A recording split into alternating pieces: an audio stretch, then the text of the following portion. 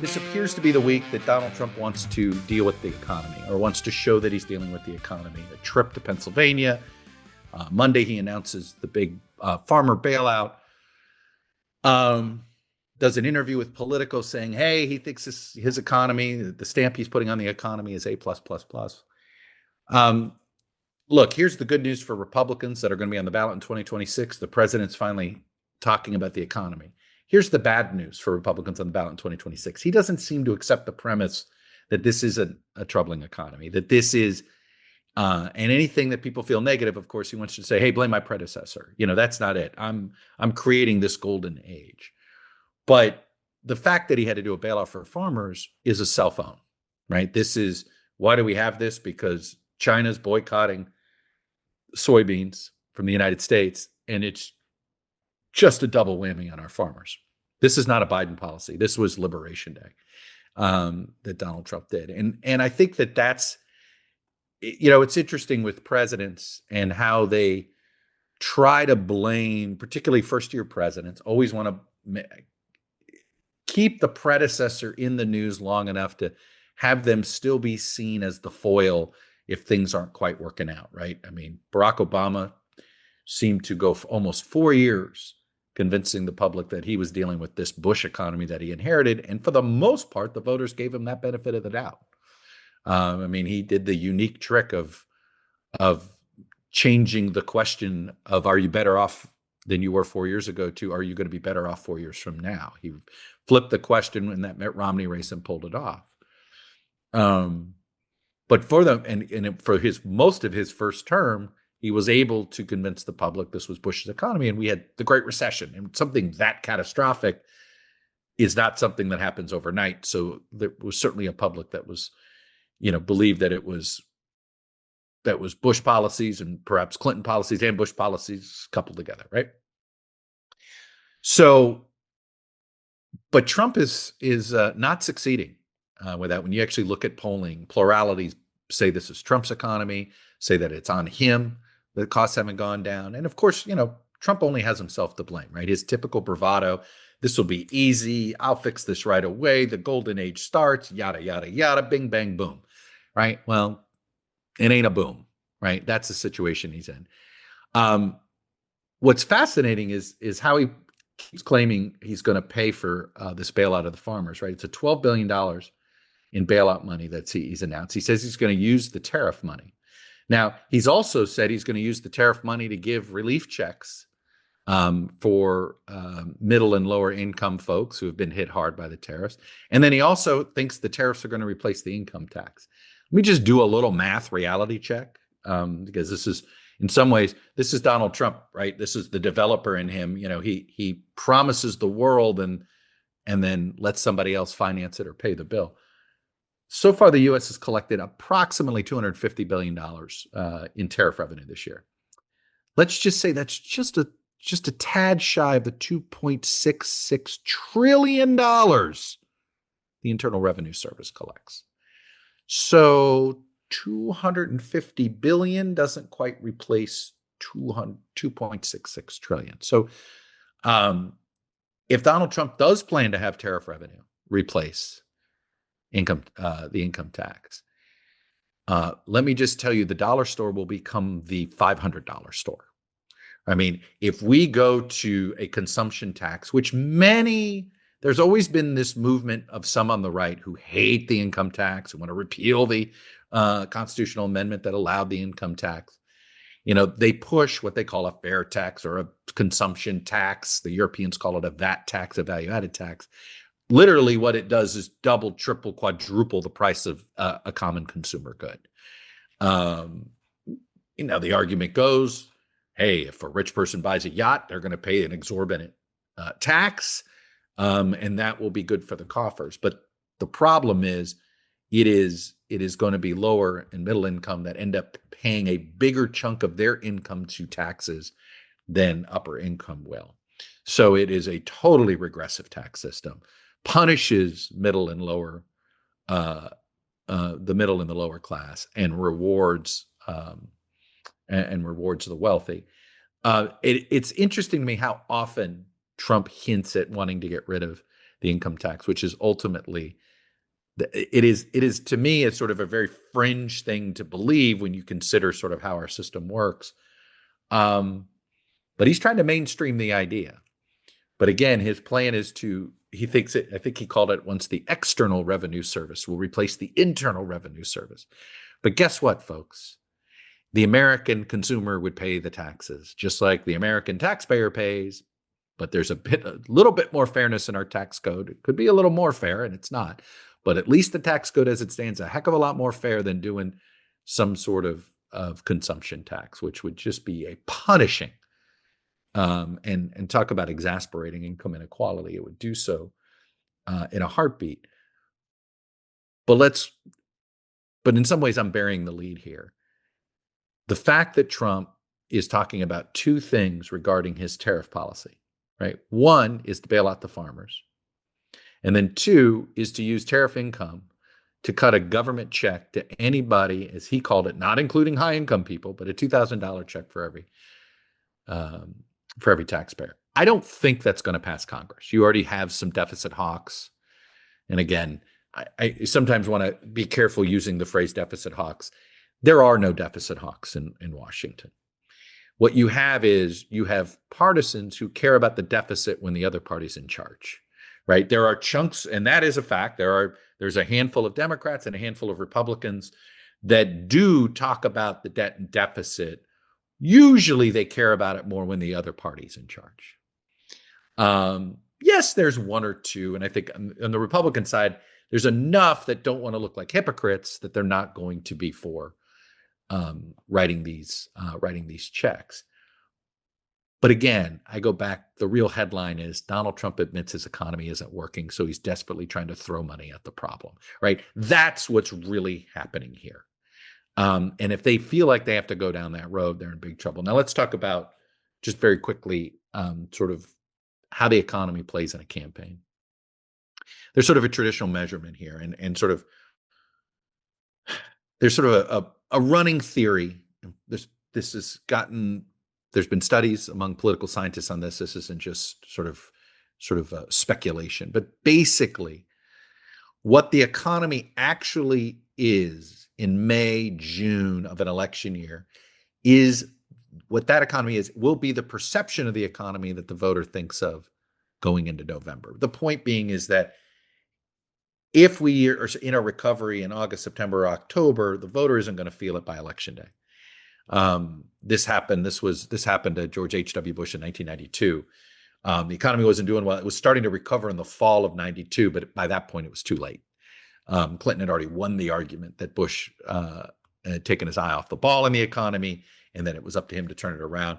Why did he get a quick turnaround in the economy? Because it was already kind of turning around, right? It's like how Donald Trump inherited a healing economy from Barack Obama. So suddenly it was, but he got all the credit when we had a sort of an economy that actually started to hum in 2017 until he did the tax cut, which in a weird way sort of caused a lot more long-term deficit issues and such. But that's the big headline out of this, is that he's at least, if you're an elected Republican in Capitol Hill, you got to be relieved they're at least trying, or at least there's an attempt to try.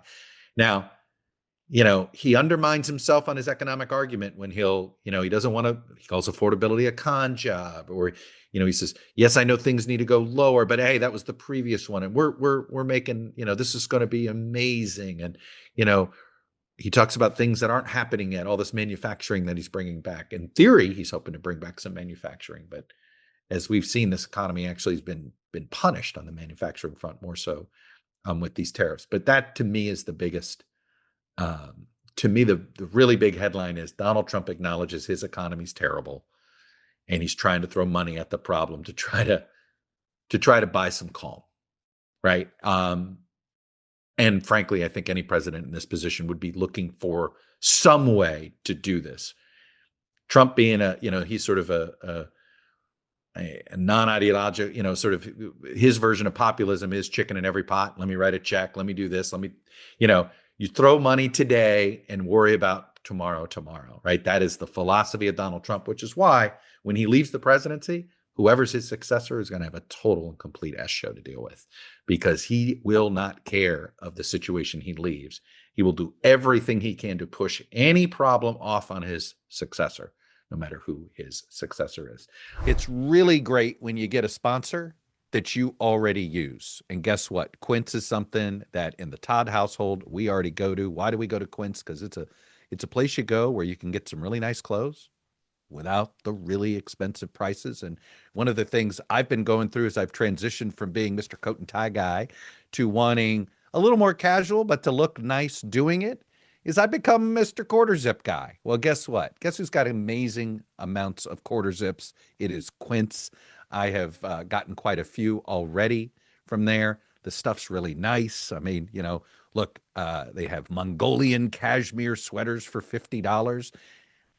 I just know, hey, cashmere, that's pretty good. You don't normally get that for $50 or less. Italian wool coats that look and feel like designer. The stuff, I'll be honest, right? You look at it online, you think, okay, is this really as nice as it looks? Well, when I got it, I was like, oh, this is real quality. So yeah, I'm going to end up making sure I take it to my dry cleaner so I don't screw it up when I clean it. But I've been quite impressed. And hey, it's holiday season. It is impossible to shop for us middle-aged men. I know this. Well, tell your kids, tell your spouses, tell your partners, try Quince.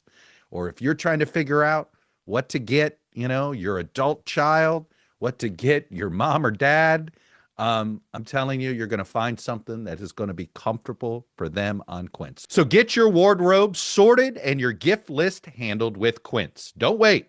Go to quince.com/Chuck for free shipping on your order and 365-day returns. Now available in Canada as well. That's QUINCE.com/Chuck. Free shipping and 365-day returns. Quince.com/Chuck. Use that code. Quick little update on Obamacare before I get to the sort of the main, my main monologue topic for the day. Keep an eye out on the following compromise. Punchbowl had this, and I thought it was an important compromise. It's a bipartisan group of House members are introducing a bill to extend the Obamacare subsidies.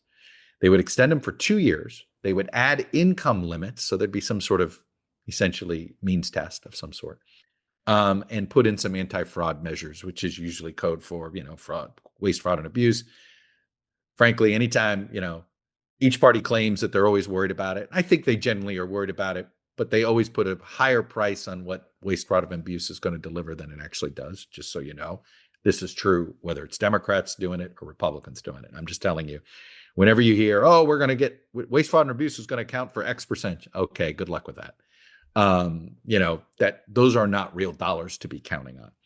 But the reason I find this bill to be the potential starting point of a healthcare compromise. Number one, I just think the politics are so bad right now in healthcare for Republicans that they're looking for an exit ramp. This seems like a reasonable exit ramp. Again, it's bipartisan House members. The Republicans are Brian Fitzpatrick, swing district in Pennsylvania, Don Bacon, who's retiring, Rob Bresnahan, swing district in Pennsylvania, Nicole Maliotakis in New York, another swing district. On the Democratic side, you have Jared Golden, retiring, Tom Suozzi, swingish district in New York, though safer under this. Don Davis in North Carolina, they're in the middle of a new gerrymander. And then sort of the queen of the blue dogs these days, Marie Gluesenkamp Perez. So it is sort of on the conservative side, on the Democratic side, on the sort of very centrist side, on the Republican side.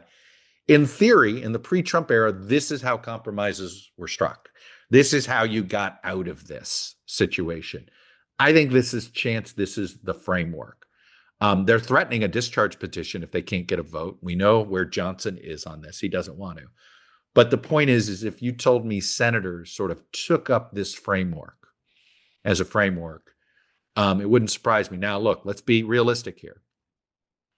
If we're going to get an extension of the Obamacare subsidies, a couple things have to happen. Number one, Trump has to endorse this in some form or another. Either say he won't veto it, he's not against it, something.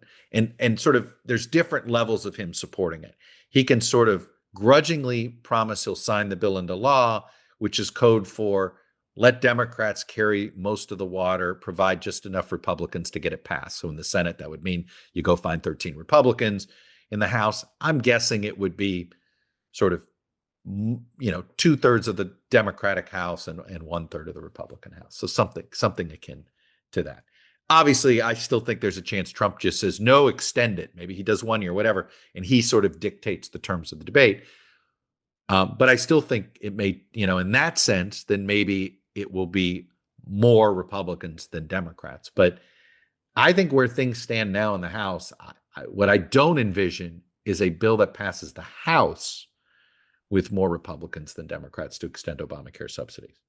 That I don't quite see. But the point is, pay attention to that one. It seemed to be the most reasonable compromise that's making the rounds.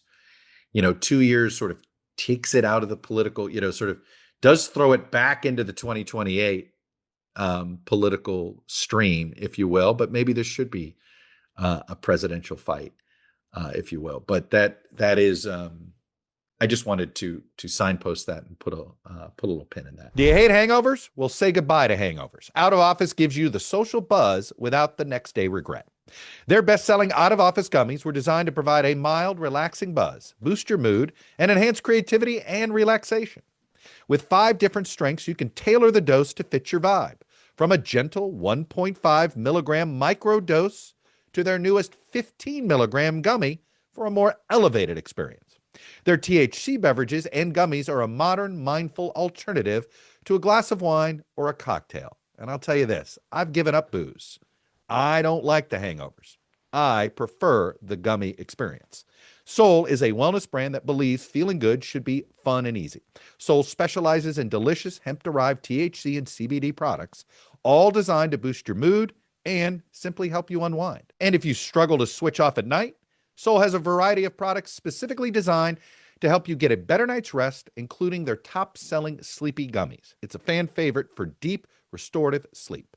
So bring on the good vibes and treat yourself to Soul today. Right now, Soul is offering my audience 30% off your entire order. So go to getsoul.com, use the promo code ToddCast. Don't forget that code. That's getsoul.com, promo code ToddCast for 30% off.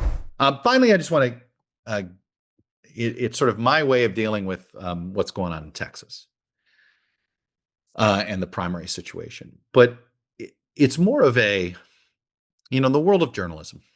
When you're a reporter, we all operate under the rule of 3, right? Which is 3's a trend. 2's interesting, but 3's a trend. And I'd been stewing on an idea that it had 2 being interesting, and that was how Gavin Newsom and Mark Kelly both successfully used fights with Donald Trump to sort of vault themselves into the zeitgeist of Democratic chatter, particularly 2028 presidential chatter, right?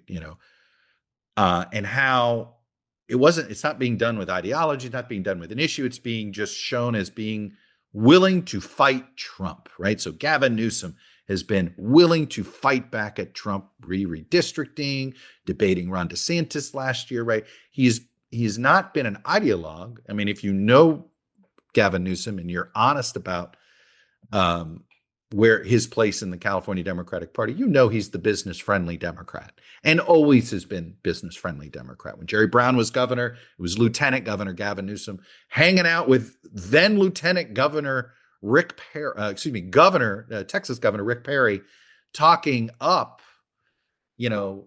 admitting that sometimes California made it a little bit harder to do business than Texas. I don't know. Those of you that have a memory that goes back that far, I know anything pre-COVID, all of our brains get a little mushy, but this was sometime in 2011, 2012, when Gavin was sort of the lieutenant governor with nothing to do, which most lieutenant governors have nothing to do. He wasn't always very close with Jerry Brown, so he was kind of in no man's land, and he had to just sort of make his own way. So, he's not a left-winger.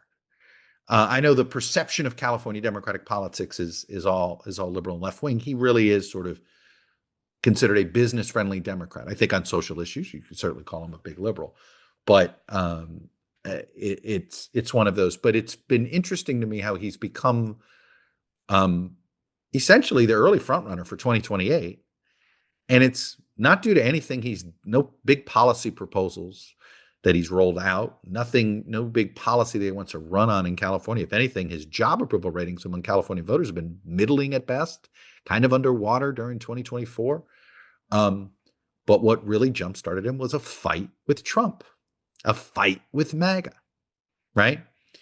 Take Mark Kelly and the video. Well, Mark Kelly had a nice little run here for the last couple of weeks. In fact, I got to read you. I got to read you this. He's become such a darling, if you will, after this fight over over not following illegal orders, where Pete Hegseth sort of threatened to bring charges against him. Well, he's become something that we hadn't seen before. Kelly has this. His bio has more charisma at times than Kelly comes across, right? And he's not alone. John Glenn, this always hung over John Glenn's head. Like I've always wanted to write a book of a collection of essays on. I can't believe they never became president. When you look at the resumes of some people that ran for president but never became president, Bill Bradley and John Glenn are two people I've always, and Bob Dole, right? Those would be the three you'd put the cover. You're like, given everything they did and accomplished in the world of, in Bill Bradley's case, sports, and academia versus the world of, a hero, an American hero, astronaut, and John Glenn, an American hero on the battlefield in Bob Dole.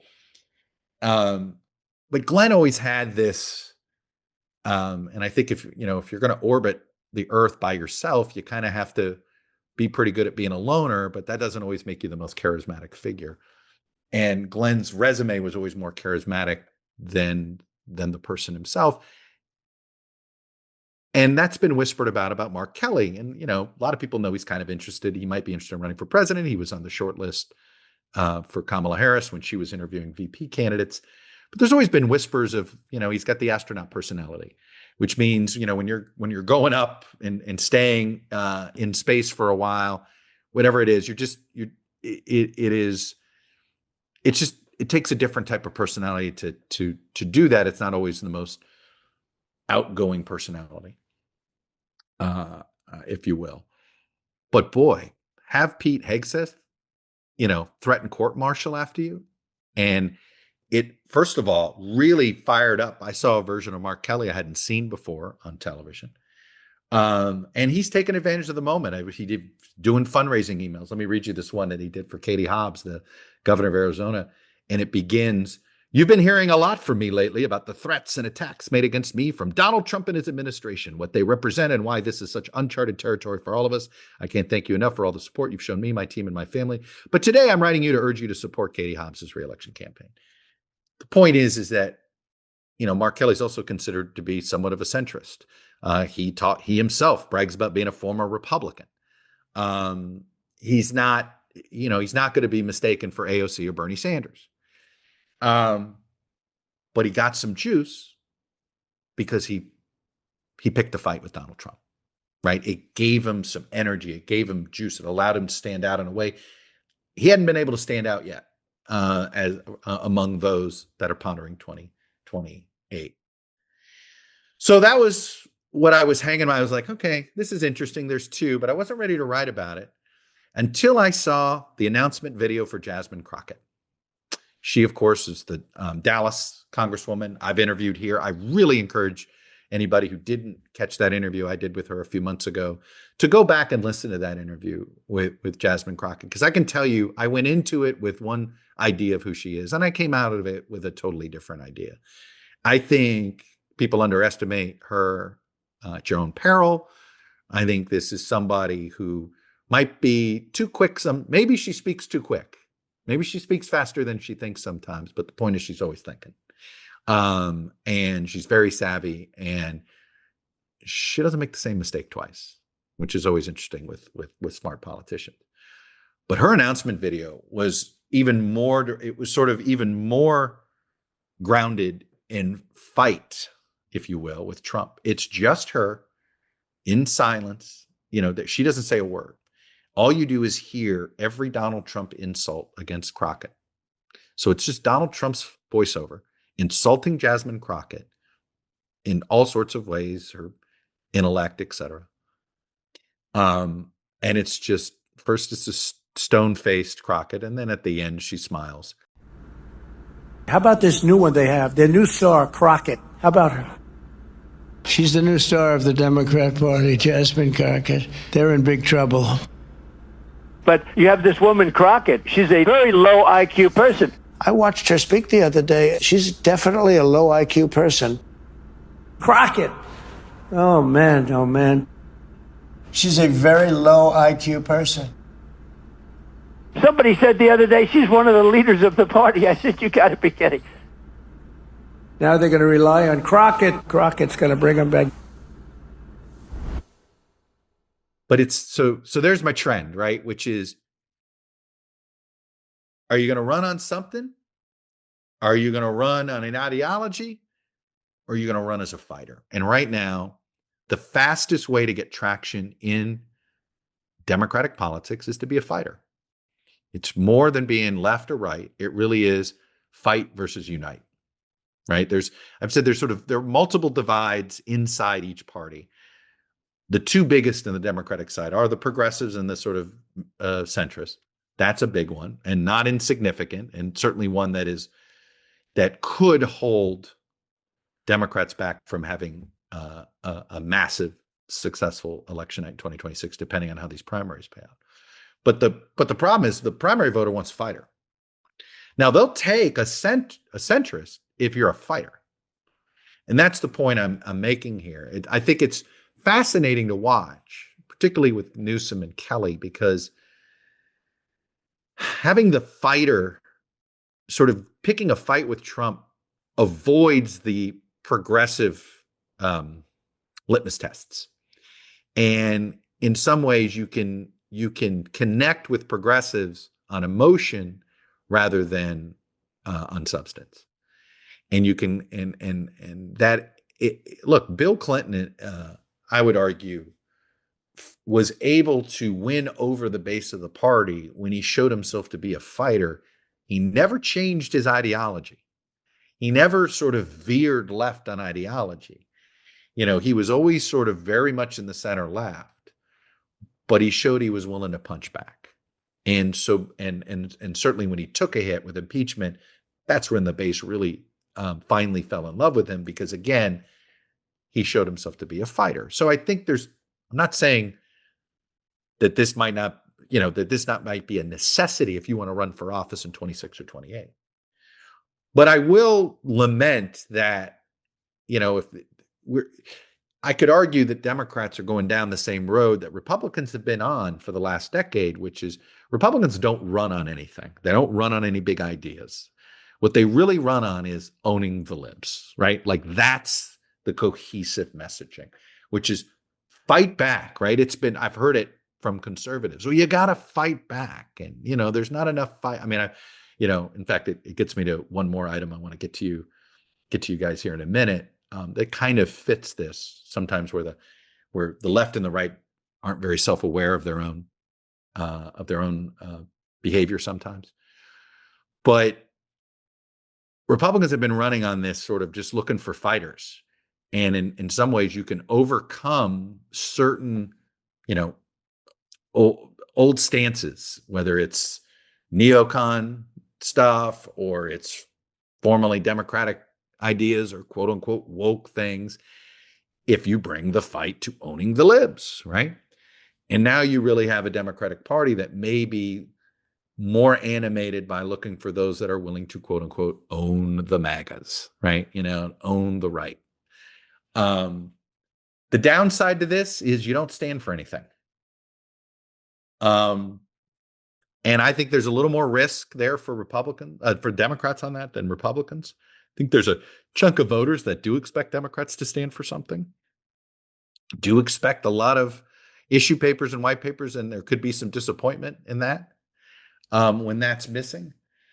And I could argue that, I wish, another part of my Substack is, we've got a lot of important issues we should be debating. But even if we debate the right issue, we debate it the wrong way. Let me give you an example. Take immigration, right? We fight it as kind of an 80-20 issue, as if it is xenophobia versus open borders. When really what we should be debating is, what does a functional citizenship pathway look like? What do modernized worker visas look like? How do you increase strong border security in addition to having more legal immigration?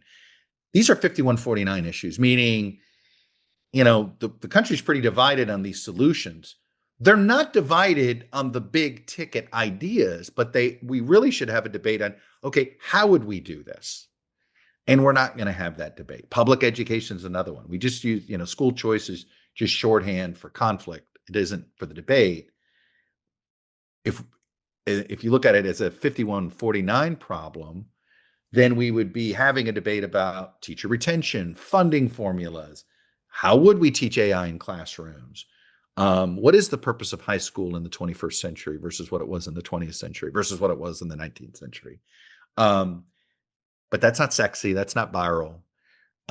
So it's like the only time we ever debate substance is when we sort of create straw men about the other side, right? Each side creates an 80-20 straw man that doesn't really exist in the real electorate. The real electorate is divided, is actually more in general agreement, but divided on the implementation of those solutions. There's general agreement that immigration is a net positive in this country. There's general agreement that there should be reasonable pathways to citizenship, but some of the details we genuinely disagree on. But we don't have those debates. So that to me is the risk here. But make no mistake, we are seeing, and I think the fact is, I think you're going to have. I don't think you're. Look, do I think one or two Democrats are going to try to be the issue candidates? I do. That's going to happen in 2020. Someone always tries to play that role. Bruce Babbitt was that guy in 92. Elizabeth Warren was that person in 2020. There's always a version of that candidate. They don't always do as well as they might in political science classes on that front. But I think you're going to see, am I skeptical that Crockett can win that Senate seat? I am. But I'm not skeptical that she can win the primary. If she shows, especially because she's positioning herself as, I'm the one that's taking the fight to him. And James Talarico is more of the, hey, can't we all just get along? So we're going to have an interesting fight where two people who I think both would describe themselves as progressive, but you're going to have a divide of fight versus unite. And what's the attitude of the Democratic Party going to be in the spring of 26? It's possible by the spring of 28, when we're having the presidential primary fight, the Democrats are looking for a uniter by then, because maybe they've won both houses of Congress in the 26 midterms. But until they have some power, I think it's pretty clear that the litmus test for a Democratic candidate for office, at least right now, appears to be, are you willing to have a fight with the Trump administration? Have you picked a fight with the Trump administration, or will the Trump administration pick a fight with you? That will be seen as an asset, not a liability. Having good life insurance is incredibly important. I know from personal experience. I was 16 when my father passed away. We didn't have any money. He didn't leave us in the best shape. My mother, single mother now, widow, myself, 16, trying to figure out how am I going to pay for college. And lo and behold, my dad had one life insurance policy that we found. It wasn't a lot, but it was important at the time. And it's why I was able to go to college. Little did he know how important that would be in that moment. Well, guess what? That's why I am here to tell you about Ethos Life. They can provide you with peace of mind knowing your family is protected, even if the worst comes to pass. Ethos is an online platform that makes getting life insurance fast and easy, all designed to protect your family's future in minutes, not months. There's no complicated process, and it's 100% online. There's no medical exam required. You just answer a few health questions online. You can get a quote in as little as 10 minutes, and you can get same-day coverage without ever leaving your home. You can get up to $3 million in coverage, and some policies start as low as $2 a day. that would be billed monthly. As of March 2025, Business Insider named Ethos the #1 no medical exam instant life insurance provider. So protect your family with life insurance from Ethos. Get your free quote at ethos.com/Chuck. So again, that's ethos.com/Chuck. Application times may vary, and the rates themselves may vary as well. But trust me, life insurance is something you should really think about, especially if you've got a growing family. One more nugget I wanted. I'm sure some of you caught Nancy Mace's op-ed in the New York Times. I found it hilarious because it's sort of I can't tell you how often there are members of each party that really believe this about the other party. Here's what she writes. Here's a hard truth Republicans don't want to hear. Nancy Pelosi was a more effective House Speaker than any Republican this century. I agree with her on essentially nothing, but she understood something we don't. No majority is permanent. When Democrats hold the majority, they ram through the most progressive policies they can. They deliver for the coalition that elected them while they are in power. Let me stop her right there. So I promise you, if you survey House Democrats who have been in Congress as long as Nancy Mace, if not longer, many of them would say the following. When Republicans hold the majority, they ram through the most conservative policies they can. They deliver for their coalition that elected them while they are in power, but Democrats don't ever do it. Ask a progressive if they think Democrats know how to use power. They will tell you that Republicans are better at using power. And here's Nancy Mace saying, no, Republicans suck at using power. It's the Democrats that know how to use power. It's astonishing that we all live in the same country, right? Like that we are seeing this. The bottom line is that if you look at Democrats, they ended up, they were they took a haircut, right? Joe Manchin made Joe Biden take a haircut, right? They didn't get to jam everything through. Barack Obama stood down on trying to do cap and trade after he did Obamacare. It's actually Trump and the Republicans that seem to at least keep pushing them. They're willing to take a bad vote to fulfill a promise in a way that Democrats aren't always willing to do. And I think part of that is this version of the Republican Party won because they effectively made the argument that the previous leadership regime of the Republican Party, sort of the Bush-Romney era, didn't fight hard enough, didn't try to push conservative principles, compromised, and always threw the right under the bus. But I just found the op-ed amusing to me because that phrase when she claimed when Democrats hold the majority, they ram through the most progressive policies they can. Literally half the Democratic caucus believes when Republicans hold the majority, they ram through the most conservative policies that they can. This is the world we live in, right? Where it's a lot easier to portray yourself or your party as a victim of some sort rather than acknowledging the actual reality of the actual situations that we're in. There's a reason results matter more than promises.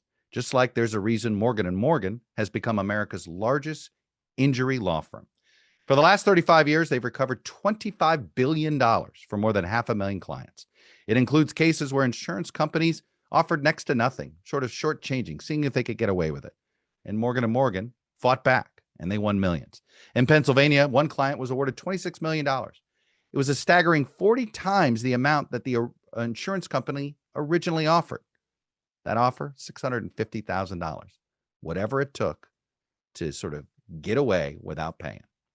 So with more than 1,000 lawyers across the country, Morgan & Morgan knows how to deliver for everyday people. So if you're injured, you're looking for a lawyer, check out forthepeople.com/ToddCast or dial #law, #529 on your cell phone.